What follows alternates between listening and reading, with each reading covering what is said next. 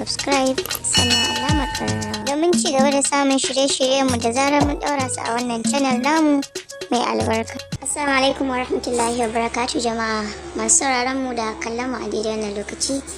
Kuna tare da Habib TV kuma muna roƙo idan ya fara kallon mu da ku danna mana alamar subscribe sai kuma alamar ƙararrawa.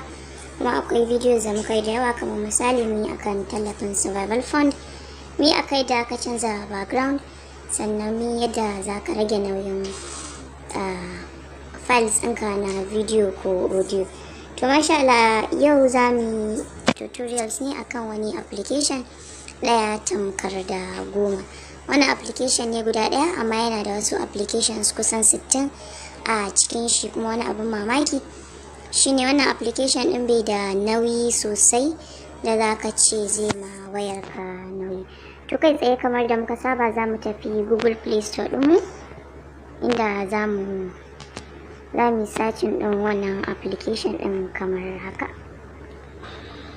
Kana shiga Google Play Store ɗinka sai ka danna all tools ni ina da shi a kan wayana amma ga yadda za ku gan shi.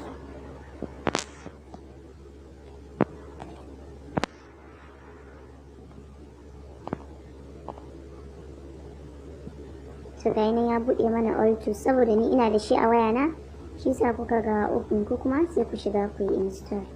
Yanzu zan shiga kan wannan application ɗin mai matuƙar muhimmanci ga duk wani wanda ke amfani da wayar hannu. Ga application ɗin ya buɗe mun. To kamar yadda muka saba applications da yawa in ka saukar da su za su tambaye ka kan suna so ka ba su dama su samu su shiga gallery ɗinka, saboda application ɗin in ya danganci hotuna ne ko videos. To kamar wannan su ma akwai wannan tambaya da za su maka inda za ka ce ka yarda ta hanyar danna alam. To da zaran ka danna zai kawo ka shafi kamar nan, kamar da muke gani waɗannan su ne applications da na ce muku kusan 63 da suke ƙarƙashin application ɗaya. In muka duba muna ga an categorizing ɗin wannan applications ɗin ne zuwa wurin gida 4 ko 5. Akwai instant tools, akwai wifi utility, akwai basic utility, akwai camera tools, akwai health utility, akwai major tools, akwai editors, akwai audio utility, akwai extra tools da dai sauransu. In muka zo za mu ɗauki wasu kaɗan daga cikin waɗannan tools ɗin. Kamar a nan farko muna da touch, reminder da sauran wasu applications ɗin mun san muna da su automatic a wayanmu, wasu kuma ba mu da su. Nan akwai file transfer, akwai CCTV, akwai control phones da sauransu da yawa. In muka gangaro nan basic utility su ma akwai su, in ka taɓa za ka ga amfanin su. A can ƙasa in muka bi akwai internet speed, akwai room temperature. Misali kana wani wuri ne kana son ka ga yaya temperature ɗin wurin, in ka danna kamar yadda muke gani za mu ga temperature na nuna mana 23 Celsius ne. Wannan duk temperature measuring tool da ka zo ka kawo za ka ga tabbas haka yake baka.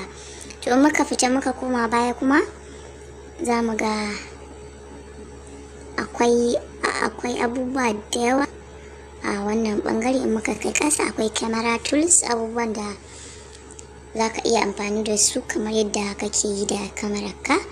Akwai text recognition, akwai na barcode in kana son ka yi scanning din wani barcode kamar yadda muke gani a nan shine barcode. Akwai magnifier, akwai abubuwa da yawa dai kamar yadda muke gani, kuma kamar yadda na ce sai mun latsa su sannan za mu ga amfanin su. In muka je can ƙasa akwai health utility, akwai yadda zai nuna maka yadda zuciyarka take bugu. Misali in zuciyarka tana bugu kaza a sakan 60, zai iya nuna ko kana da lafiya ko baka da lafiya da sauransu. Akwai yanayin takuna za ka iya yi a minti kaza, kamar masu wanda ake son su riƙa yawan exercise.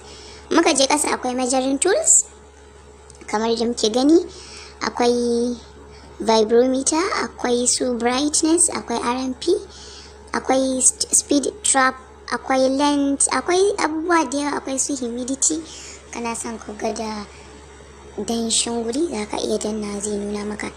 Amma ka zo ƙasa akwai editors editors fanni ne na kamar in ce 'yan jarida, kuma ganin cewa yanzu duk mutane kowa zama ɗan jarida kanshi, ganin cewa kafar yada labarai ta zamani ta zo. Wannan za ka iya amfani da na farkon nan, muna ganin screen recorder. Screen recorder ana amfani da shi ne in kana kamar misali masu yin tutorials a YouTube da wasu shafuka, za ka danna zai rika ɗaukar maka screen ɗinka kamar yadda nake yanzu ina amfani da screen recorder ne. Akwai stop motion animation, shi kuma za ka ɗan shiga ne ka ɗan yi zane. In ka ɗan yi zane za ka iya haɗa shi zama maka kamar video.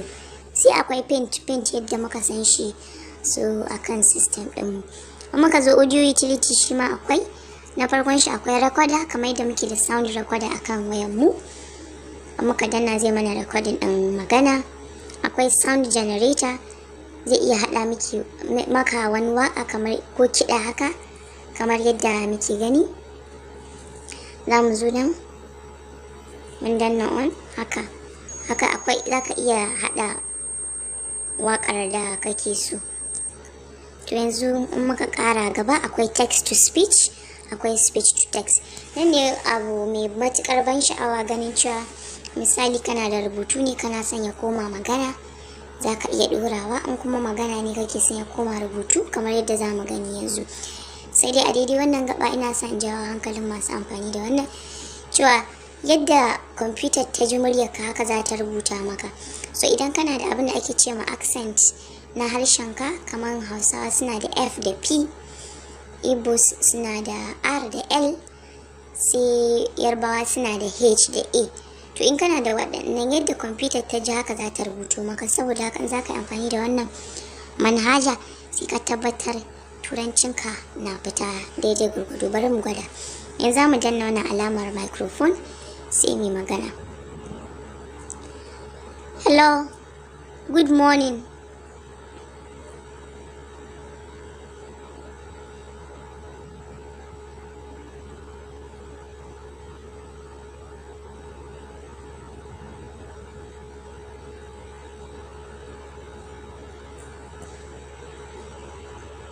Yanzu za mu yi magana kamar yadda na ce, za mu danna tsakiya. Hello, good morning.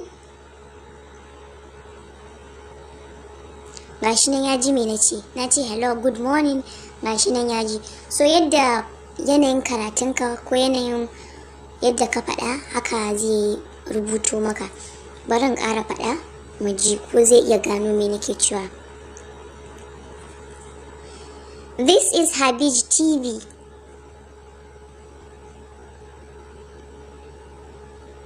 Sai ya ce this is Hadi TV. Habij in bai ji da kyau ba sai ya ce man Hadi TV. To irin haka, in misali kana da wani abu da yawa da kake son kai typing ko lecture note ko wani abu, za ka iya zuwa ka rinka yin shi haka, ka tabbatar ka yi pronouncing din shi daidai gwargwado.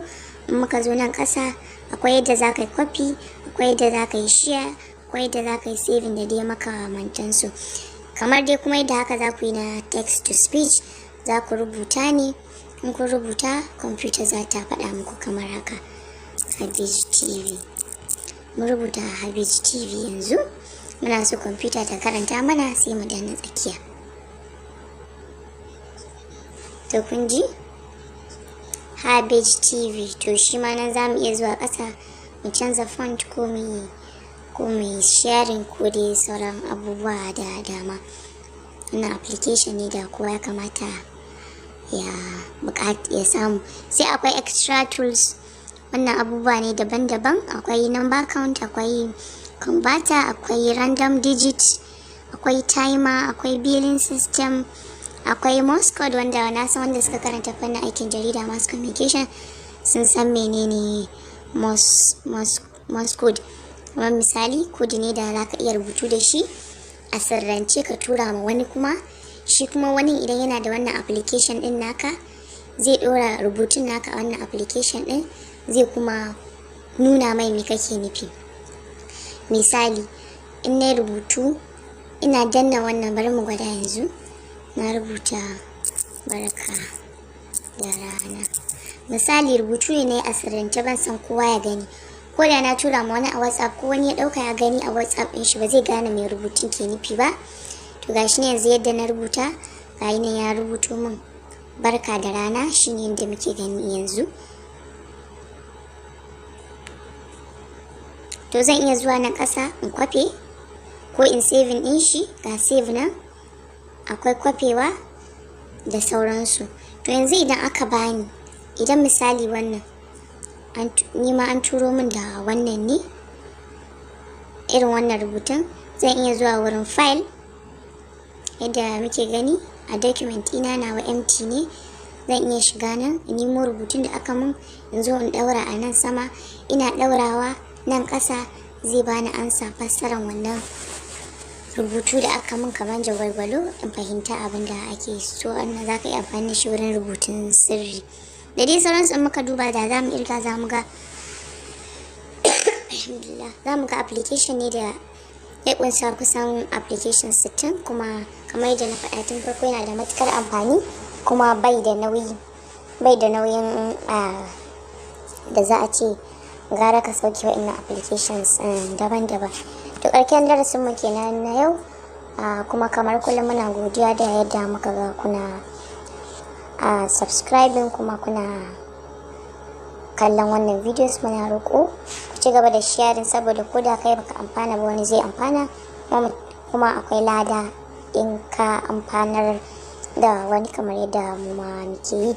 Ina roƙo ku danna mana like, in akwai mai comment ya aje mana a comment section, kuma muna roƙo a mana share sosai, saboda sharing da kuke yi da liking shi zai tabbatar da cewa ana ganin abin da muke, kuma ana jin daɗi, kuma zai ba mu ƙarfin gwiwa yadda za mu ci gaba da wannan. Muna roƙo a danna mana subscribe sannan alamar ƙararrawa domin ci gaba da samun shirye-shiryenmu da zarar mun ɗaura su a wannan channel namu mai albarka.